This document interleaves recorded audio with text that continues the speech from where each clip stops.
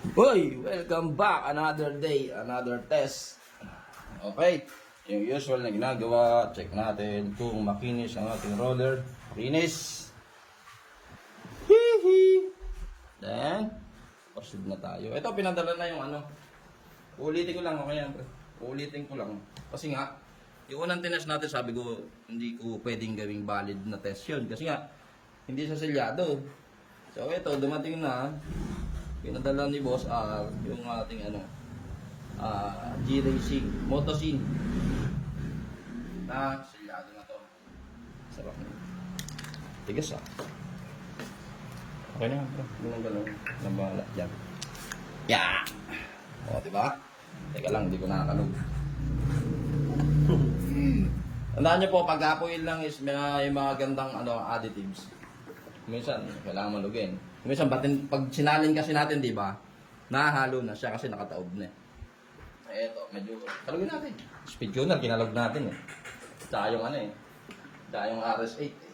Pwede, kalugin din natin. Testing.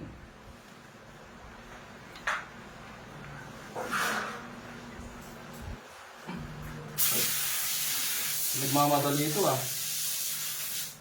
Nagmamadaling tumulo ah. Ay nako, uboy pa yata ako. Metal stud, new spot, kinis.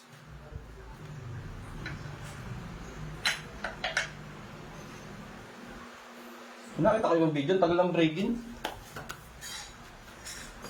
Wala nang break-in, diretso na agad. Charing. So, ulitin natin, ano. May break-in po kasi tayo na ginagawa dito sa ganito. Para makaikot muna yung langis. Pag testing ito. Gaya nito. 1, 2, 3, 4, 5. Yun. Ito tayo yung testing ngayon. Same test. 1 kilogram. 1 kilogram. 2 kilogram. Third plate.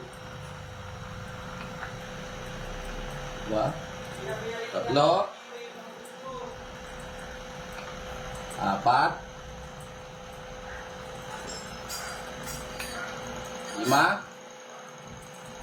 Oh, legit talaga, ano? 6.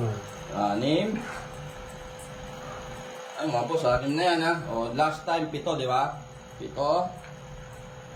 Aba? Patay! Sinasabi ko na iba. Ayun!